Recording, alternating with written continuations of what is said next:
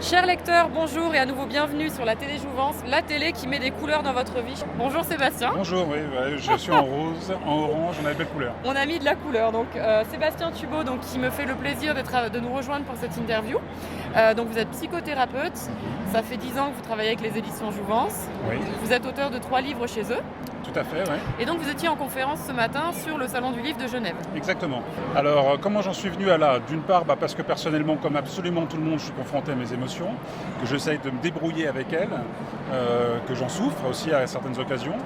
Et puis parce que, de par mon métier de psychologue, depuis le démarrage, en général, ce qui amène les gens, c'est la souffrance, et en particulier la souffrance émotionnelle. C'est mettre en mots peut-être accessibles à tout le monde, Oui. ce qu'un certain nombre même de traditions, comme des traditions bouddhistes, mais pas uniquement, ont mis en avant. J'amène un certain nombre de distinctions pour commencer à pouvoir travailler. Parce que tant que les choses restent confuses, ça reste un mélange de plein de choses, on ne sait pas comment faire. Exemple typique, je crois que n'importe qui a voulu travailler sur la culpabilité se retrouve souvent, des années après, encore en prise avec la culpabilité. Parce que, et c'est ce que j'explique, cette culpabilité est en fait un mélange déjà de différentes émotions. Et quand le nœud est trop compliqué, ça peut demander beaucoup de temps de tirer sur trouver le bon fil, dénouer, etc. Donc la première chose de mon expérience à clarifier, c'est une émotion, c'est pas la même chose qu'un ressenti. Il y a 4 ressentis de base qui sont en fait que des énergies qui circulent dans notre corps. Il y a la joie, la peur, la colère et la tristesse.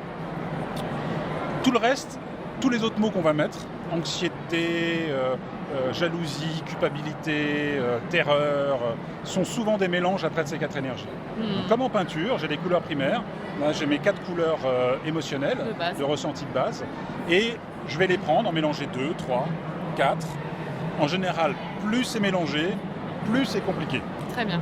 Les ressentis, qui sont sains, c'est ce qui nous ancre et qui nous font entrer en relation avec ici et maintenant. Donc là, maintenant, en parlant, je reçois des émotions, des ressentis.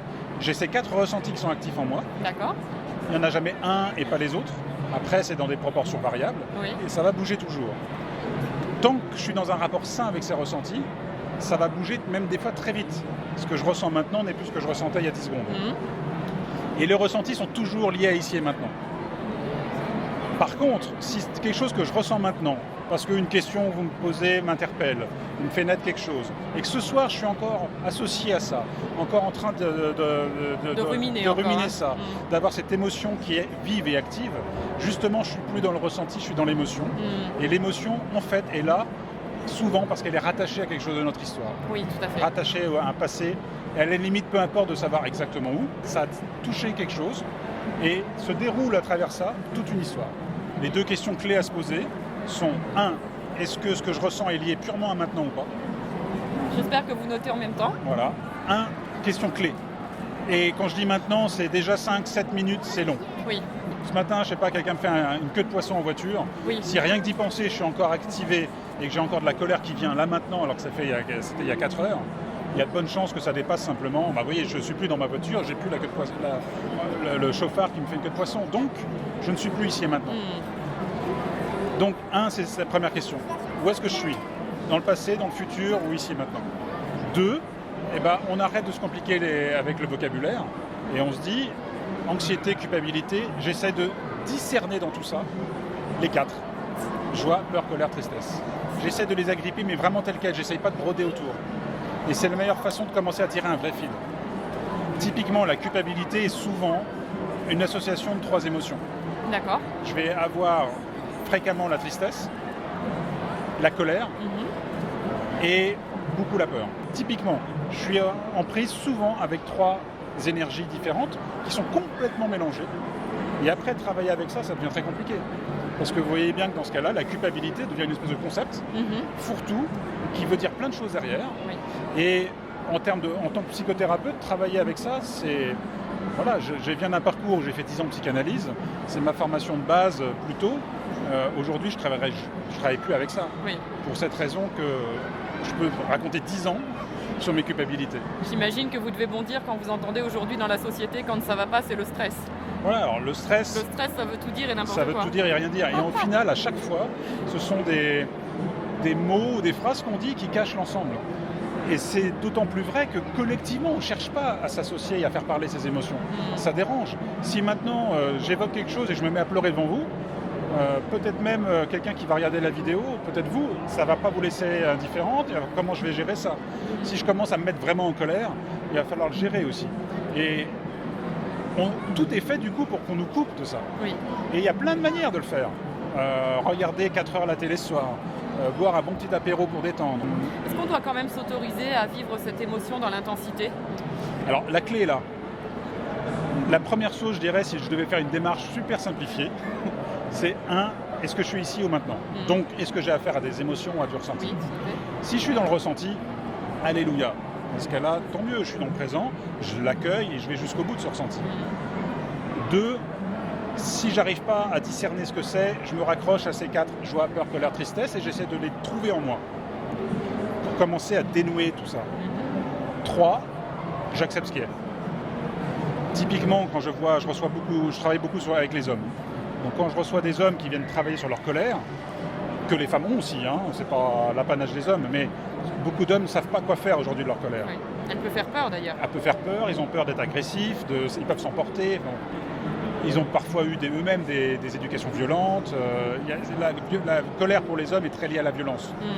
Et c'est pas bien dans notre société d'être violent. Du coup, c'est pas bien d'être en colère. Et ils répriment tout ça. Et je vois plein d'hommes qui ont dépensé des tonnes d'énergie, d'argent, de temps à développer des stratégies de relaxation, de sophro et autres qui peuvent être très utiles.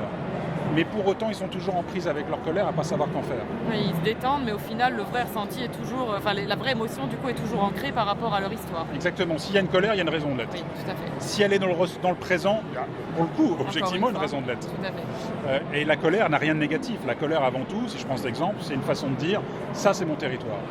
C'est moi qui décide qui rentre ou qui sort dans ma vie. C'est moi qui décide. C'est une façon de poser vos limites aussi. C'est dire non. Et quand on sait dire non, c'est dire oui, un vrai oui. C'est tout ça la colère. Donc ça n'a rien à voir avec l'agressivité.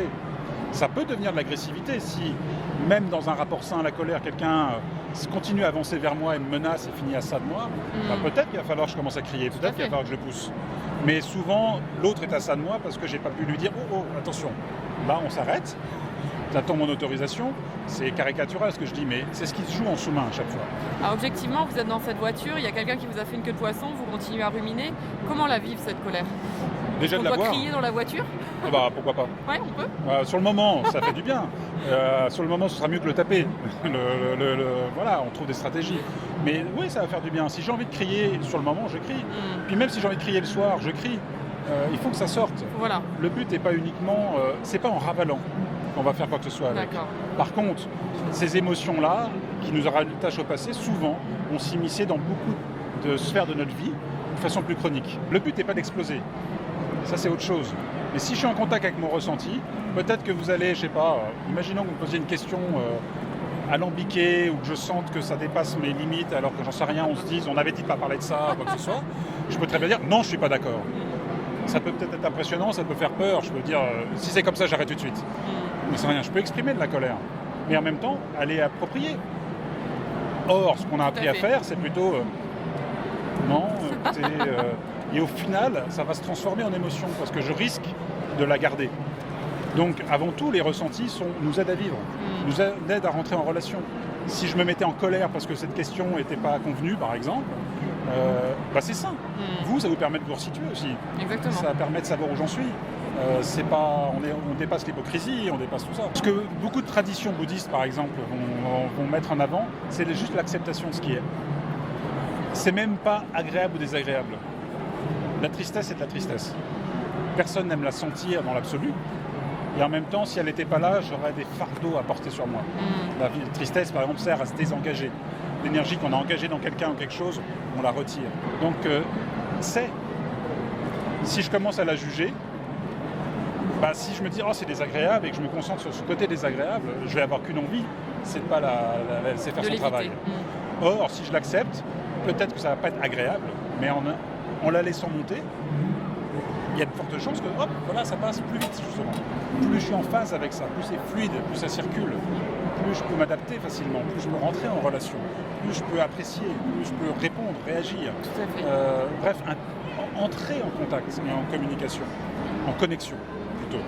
Donc voilà, tout est dit, c'est à ça que ça sert. Très bien. Merci pour ce partage, Sébastien. Ça a été vraiment très très riche.